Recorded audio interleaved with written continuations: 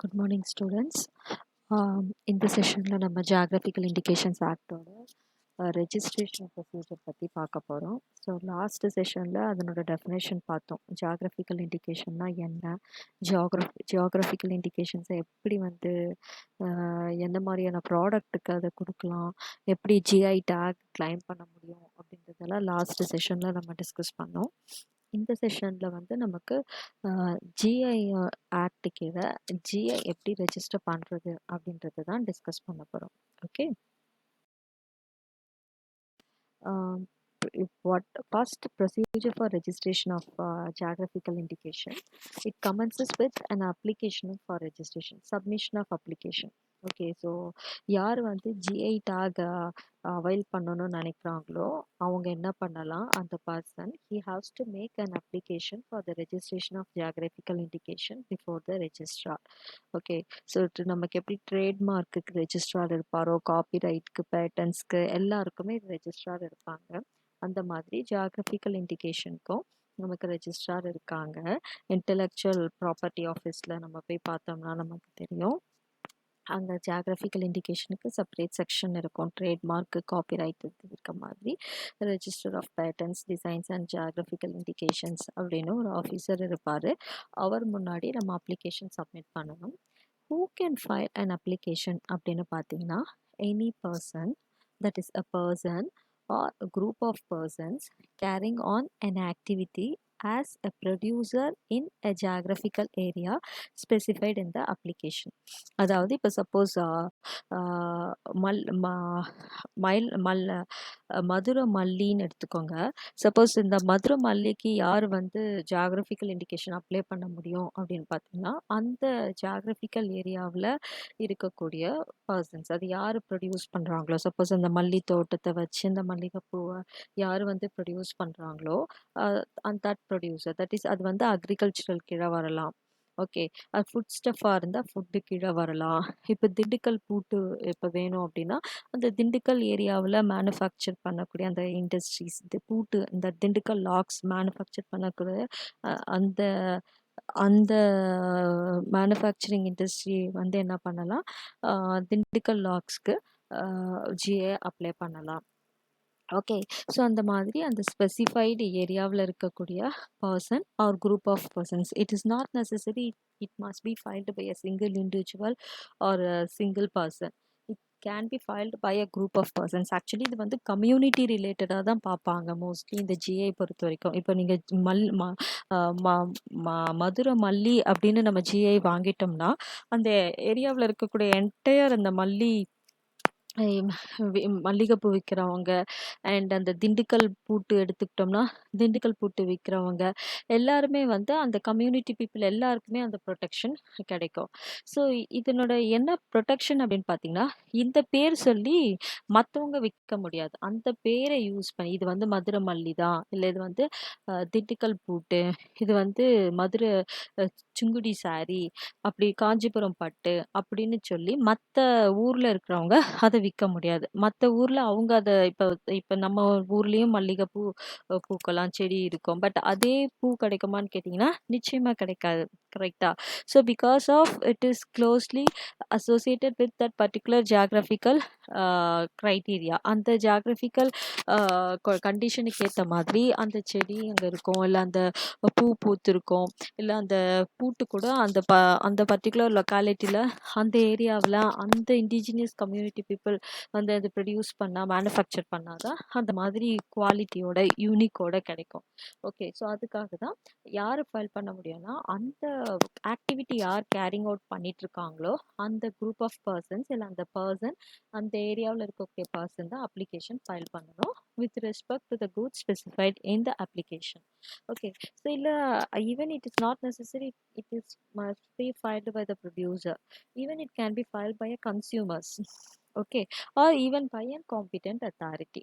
Okay, so இதுதான் யார் application file பண்ணணும் அப்படின்றத பார்க்குறோம். நெக்ஸ்ட்டு வேற என்ன இருக்குது இதில் ஸ்பெஷல் அப்படின்னு பார்த்தீங்கன்னா, இது ஒரு செக்ஷன் 7ல நீங்க ஃபைல் பண்ணக்கூடிய அப்ளிகேஷன் எப்படி இருக்கணும் அப்படின்றத சொல்றாங்க. அப்ளிகேஷனை பொறுத்த வரைக்கும் ரெஜிஸ்ட்ரேஷன் ஆஃப் ஜியாகிரபிக்கல் இண்டிகேஷன்ல ஃபர்ஸ்ட் நேம், அட்ரஸ், இந்த நேஷனாலிட்டி ஆஃப் த பர்சன் அதில் கட்டாயமாக ஃபில் பண்ணியிருக்கணும். ஓகே. நெக்ஸ்ட் எந்த ரெஜிஸ்ட்ரேஷனுக்காக ஜியாகிரபிக்கல் இண்டிகேஷன் வாங்க போறீங்க, எந்த ப்ராடக்ட்டுக்காக அது ஸ்பெசிஃபை பண்ணணும். அண்ட் நெக்ஸ்ட் எந்த ஏரியாவில் நீங்கள் ஜியாகிரபிக்கல் இண்டிகேஷன் வாங்க போறீங்க. ஓகே, இப்போ குண்டூர் ரெட் சில்லி அப்படின்னா ஆந்திர பிரதேஷில் இந்த ரெட் சில்லி குண்டூர் சில்லி, இது நான் சொல்கிறது எல்லாமே ஃபேமஸ் ஜிஐ தான். ஜியாகிரபிக்கல் இண்டிகேஷன் டேக் வாங்கின ப்ராடக்ட் பற்றி தான் நான் எக்ஸாம்பிள்ஸாக சொல்லிட்டு இருக்கேன். ஓகே, இப்போ மதுரை மல்லி அப்படின்னா அந்த மதுரையிலேருந்து அப்படின்னு சொல்லி சொல்லணும். அந்த ஜியாகிரபிக்கல் ஏரியா, அந்த மதுரை லொக்காலிட்டியில் அப்படின்னு ஸ்பெசிஃபைடாக சொல்லணும். ஓகே. அண்ட் அது எதுக்காக அதை நீங்கள் அப்ளை பண்ணுறீங்கன்னு அதையும் மென்ஷன் பண்ணணும் அப்ளிகேஷனில். Because of that quality. இப்போ நம்ம ஊர்லேயும் மல்லிகைப்பூ பூக்கலாம், இதுக்கும் அதுக்கும் நிறைய வித்தியாசம் இருக்கும். அந்த ரெப்யூட்டேஷன், அந்த பர்டிகுலர் கூட்ஸ், அது வந்து அக்ரிகல்ச்சராகவோ இல்லை ஃபுட் ஸ்டஃபாகவோ இல்லை மேனுஃபேக்சர்டாகவோ இல்லை ஹேண்டிகிராஃப்டாகவோ இல்லை வைன் ஸ்பிரிட், இது வாட் எவர் மேபி, அது என்ன கூட்ஸோ அதனோட கேரக்டரிஸ்டிக்ஸ் வந்து ரொம்ப ரெப்யூட்டடாக இருக்கும், யூனிக்காக இருக்கும். அதனோட குவாலிட்டி வந்து வேர்ல்ட் வைட் ரெப்யூட்டேஷன் ஏர்ன் பண்ணியிருக்கோம். ஸோ அதுக்காக வந்து ஜியாகிரபிக்கல் இண்டிகேஷன் யூஸ் பண்ண போகிறோம் அப்படின்னு சொல்லி அப்ளிகேஷனில் சொல்லலாம். ஓகே. அண்ட் இதுக்கு வந்து சொல்லியிருப்பாங்க. அதுக்கேற்ற மாதிரி நீங்கள் வந்து ஃபீஸ் பே பண்ணணும். ஓகே. நெக்ஸ்ட் பார்த்தீங்கன்னா எக்ஸாமினேஷன் ஆஃப் அப்ளிகேஷன். இது வந்து செக்ஷன் 8ல் டீல் பண்ணுறாங்க. ஸோ எக்ஸாமினேஷன் ஆஃப் அப்ளிகேஷன் பொறுத்த வரைக்கும் ஒன்ஸ் நீங்கள் அப்ளிகேஷன் உங்களோட கண்டென்ட்ஸ் எல்லாம் ஸ்பெசிஃபை பண்ணி ரெஜிஸ்ட்ரார் கிட்ட கொடுத்த உடனே ரெஜிஸ்ட்ரார் வந்து whether it is complied with the requirements as mentioned in section 4, 6, 7 of this act அப்படின்றத பார்ப்பாரு. If he satisfied that and being satisfied the applicant fulfills all the requirements of this act, then he can publish the application. Okay, yes, correct அப்படின்னு சொல்லி அவர் என்ன பண்ணலாம், அப்ளிகேஷனை publish பண்ணலாம். அப்படி publish பண்ணுறப்ப இன்கேஸ் ஏதாவது இன்ட்ரெஸ்டட் பர்சன் அதுக்காக ஆப்போசிட்டாக என்ன பண்ணலாம்னு பார்த்தீங்கன்னா அப்போசிஷன் பண்ணலாம். நீங்கள் இல்லை இந்த கூட்ஸுக்கு நீங்கள் ரெஜிஸ்ட்ரேஷன் பண்ணக்கூடாது, ஜிஐக்கு இதை பண்ணக்கூடாது அப்படின்னு சொல்லி அப்போசிஷன் பண்ணலாம். இது வந்து செக்ஷன் 9ல் சொல்கிறாங்க.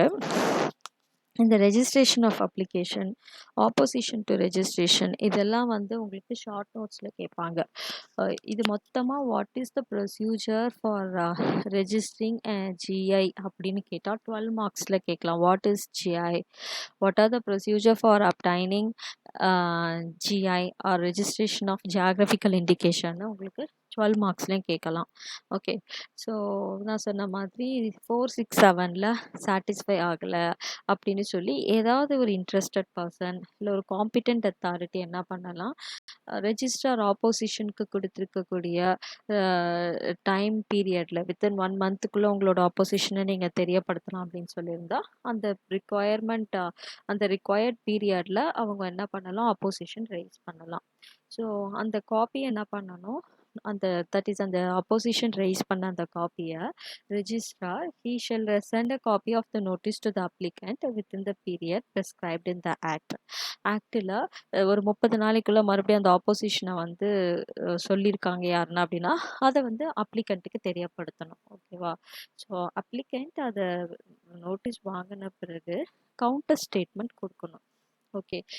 எதுக்காக அவரோட அப்ளிகேஷனை அவர் ரிலை பண்ணியிருக்காரு, எதுக்காக அவர் ஜிஐ ஸ்டார்ட் பண்ணுறாரு, ஏன் அவங்க ஆப்போசிஷன் தெரியப்படுத்தக்கூடாது அப்படின்னு கவுண்டர் ஸ்டேட்மெண்ட் கொடுக்கணும். இது செக்ஷன் 9. ஓகேவா. So next counter statement submission பண்ண உடனே அப்போ அந்த அப்ளிகேஷன் என்ன பண்ணலாம் பார்த்தீங்கன்னா, சப்போஸ் அப்படி கவுண்டர் ஸ்டேட்மெண்ட் இதெல்லாம் பண்ணலை, ஒரு வித்தின் 30 டேஸ்க்குள்ளே இல்லை வித்தின் 40 டேஸ்க்குள்ளே or within a prescribed time ஆக்டில் எவ்வளோ நாள் சொல்லியிருக்காங்களோ அதுக்குள்ளே வந்து கவுண்டர் ஸ்டேட்மெண்ட் வந்து ஃபைல் பண்ணலை அப்படின்னா அந்த அப்ளிகேஷனை அபேண்டன் ஆனதாக அர்த்தம். ஓகே. அப்ளிகண்ட் என்ன பண்ணுறான், அந்த அப்ளிகேஷனை அபேண்டன் பண்ணிட்டான் அப்படின்னு அர்த்தம் பண்ணிக்கலாம். அதாவது அவன் வந்து அப்படின்னா என்னன்னு பார்த்தீங்கன்னா அந்த அப்ளிகேஷன் இல்லை, அது வித்ட்ரா பண்ண மாதிரி. அது வந்து அவன் வந்து அந்த அப்போசிஷனுக்கு கொடுக்கலன்னா அதை அவன் அக்செப்ட் பண்ணிக்கலாம். அப்போசிஷனை எஸ் இது வந்து ஜிஏ பண்ண முடியாது அப்படின்னு அவன் அக்செப்ட் பண்ணிக்கலான்னு இம்ப்ளைடாக மீனிங் அதுக்கு. ஸோ அப்படி கவுண்டர் ஸ்டேட்மெண்ட் ஃபெயில் ஆயிட்டானா, கொடுக்காம விட்டுட்டானா அதுக்கு அப்படி மீனிங். சப்போஸ் கவுண்டர் ஸ்டேட்மெண்ட் கொடுத்தானா ரெஜிஸ்ட்ரார் என்ன பண்ணணும், அந்த receipt of such counter statement, again he has to send that copy of the counter statement to the person who give the notice of opposition. Okay, யார் அந்த notice of opposition கொடுத்தானோ அவனுக்கு அந்த counter ஸ்டேட்மெண்ட்டை அனுப்பி வைக்கணும். இதுதான் ரெஜிஸ்ட்ராரோட வேலை. சிம்பிளாக நம்ம கோர்ட்டில் பண்ணுவோம் இல்லைங்களா, எப்படி வந்து நோட்டீஸ் அனுப்பி பிளைண்ட்டு கேஸ் ஃபைல் பண்ணால் பிளைண்டிஃப்க்கு கொடுக்கணும், அண்ட் தென் பிளைண்டிஃப் வந்து அந்த பிளைண்டிஃபை டிஃபெண்டன்ட் கொடுக்கணும், டிஃபெண்டன்ட் ஃபைன் பண்ணால் ரிட்டன் ஸ்டேட்மெண்ட் இங்கே கொடுப்போம் பிளைண்டிஃப்க்கு. அந்த மாதிரி இங்கே ப்ரொசீஜர் ஃபாலோ பண்ணுறாங்க. Then after hearing both the parties, if either or both wish to be heard and considering the merits of the case, the registrar shall decide whether the geographical indication should be registered or not. So ரெண்டு பேரையும் இது நல்லா விசாரிச்சிட்ட பிறகு registration பண்ணலாமா பண்ணக்கூடாதா, weather GI take கொடுக்க முடியுமா முடியாதான்னு மெரிட்ஸை பொறுத்து ரெஜிஸ்ட்ரார் டிசைட் பண்ணணும். ஸோ ஒன்ஸ் அப்படி கன்க்ளூஷன் வந்த பிறகு அவர் ஃபைண்டிங்ஸ் வந்துட்டாரு அப்படின்னா ஸோ ரெஜிஸ்ட்ரேஷன் பண்ணிடலாம். ஜியாகிரபிக்கல் இண்டிகேஷன் ஆக்டில் சொல்லியிருக்க மாதிரி ரெஜிஸ்ட்ரேஷன் பண்ணிடலாம். ஸோ ரெஜிஸ்ட்ரேஷன் பண்ணணும்னு பார்த்தோன்னா வித்தின் ப்ரிஸ்கிரைப் டைமில் ஆப்போசிஷன் எதுவும் ரைஸ் பண்ணலை அப்படின்னா நேச்சுரலாகவே அப்ளிகேஷன் ஒன்ஸ் ஃபைல் பண்ண உடனே ஜியாகிரபிக்கல் இண்டிகேஷனை ரெஜிஸ்டர் பண்ண முடியும். அப்படி ஒன்ஸ் அப்போசிஷன் ஃபைல் பண்ணி அந்த மேட்டர் டிசைட் பண்ணிட்டாங்கன்னா, டிசைட் பண்ணி அப்ளிகண்ட்டுக்கு ஃபேவராக வந்திருக்கு அப்படின்னா registrar shell register the geographical indication and publish the same to the registration the gazette. Okay, so இதுதான் வந்து ரெஜிஸ்ட்ரேஷன் ப்ரொசீஜர். ஒன்ஸ் ரெஜிஸ்ட்ரேஷன் பண்ண பிறகு யார் இதை யூஸ் பண்ணலாம் அப்படின்னு பார்த்தீங்கன்னா, ஸோ செக்ஷன் வந்து நீங்கள் பார்த்தீங்கன்னா 6ல் இருந்து நீங்கள் 10 வரைக்கும் வந்து ரெஜிஸ்ட்ரேஷன் ப்ரொசீஜர் பார்த்துருப்பீங்க. ஸோ இது உங்களுக்கு 12 மார்க்ஸ் கொஸ்டின். ஸோ ரொம்ப ரொம்ப சிம்பிள். ஸோ இது ஒன்ஸ் நீங்கள் ஒரே ஒரு முறை பார்த்தீங்கனாலே போதும், அழகாக இதை எழுதலாம்.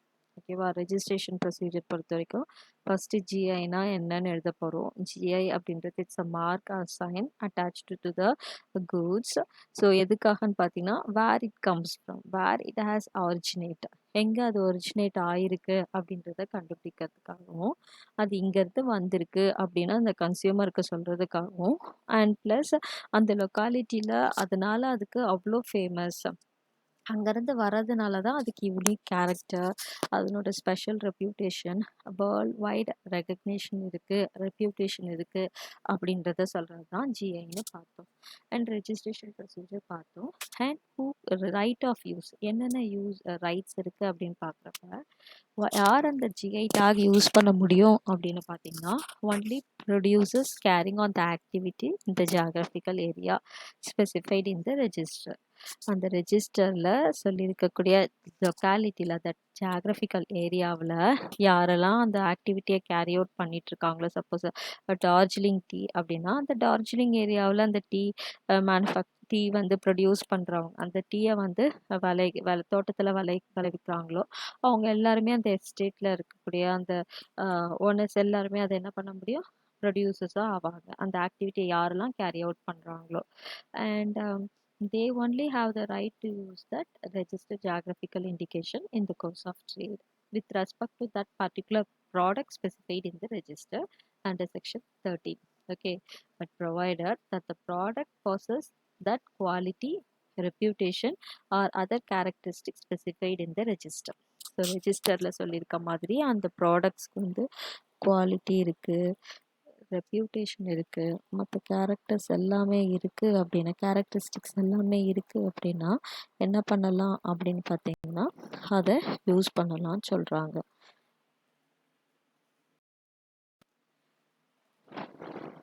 Next cancellation and rectification of registration. So யார் வந்து இது பண்ண முடியும்னு பார்த்தீங்கன்னா, any interested person or competent authority may apply to the high court for cancellation. அதாவது இந்த பர்டிகுலர் ப்ராடக்ட்டுக்கு இதை நீங்கள் ஜிஐ தந்திருக்கக்கூடாது, it does not qualify for the protection under section 4 அப்படின்னு சொல்லி அப்ளை பண்ணலாம். இல்லாட்டி அந்த ரெஜிஸ்ட்ரேஷனில் ஏதோ சம் மிஸ்டேக்ஸ் இருக்குது, அதை ரெக்டிஃபை பண்ணணும்னு சொல்லி ரெக்டிஃபிகேஷனும் அப்ளை பண்ணலாம். பட் ரெக்டிஃபிகேஷனும் கேன்சலேஷன் இதுவும் ஷார்ட் நோட்ஸில் கேட்பாங்க. எங்கே அப்ளை பண்ண முடியும்னு பார்த்தீங்கன்னா ஹை கோர்ட்டில் தான் அப்ளை பண்ணணும். ஸோ இது geographical indication, cancellation and rectification of registration. So இது தவிர வந்து நோட்டீஸ் கொடுக்கணும், கேன்சலேஷனாக இருந்தாலும் சரி, ரெக்டிஃபிகேஷனாக இருந்தாலும் சரி. அண்ட் வேறு என்ன இருக்குன்னு பார்த்தீங்கன்னா, ஸோ கோர்ட்ஸ் வந்து ஆன் பீங் சாட்டிஸ்ஃபைட் எல்லா எவிடன்ஸும் ப்ரொடியூஸ் பண்ண பிறகு மெரிட்ஸில் ஒன்ஸ் அவங்க ஃபவுண்ட் லைக் இது வந்து ரெக்டிஃபை பண்ணலாம் இல்லை இது கேன்சல் பண்ணலான்னு கன்க்ளூஷன் வந்துட்டா தென் கோர்ட் என்ன பண்ணலான்னு பார்த்தீங்கன்னா, that the registrar of the court shall notify the registrar of the decision of the court. That is, அந்த மாதிரி கோர்ட் வந்து கொடுத்துருக்காங்க அப்படின்னா அதை நோட்டிஃபை பண்ணலாம். அவங்க வந்து கேன்சல் பண்ண சொல்லியிருக்காங்க இல்லை இதை ரெக்டிஃபை பண்ண சொல்லியிருக்காங்க அப்படின்னு சொல்லிட்டு registrar and the same has to be registered in the register also. Okay, அந்த என்ன டெசிஷன் கொடுத்தாங்களோ register shall record it and publish a reference to the decision in the gazette. So இதுதான் registration procedure. Okay, that's all from me. Thank you.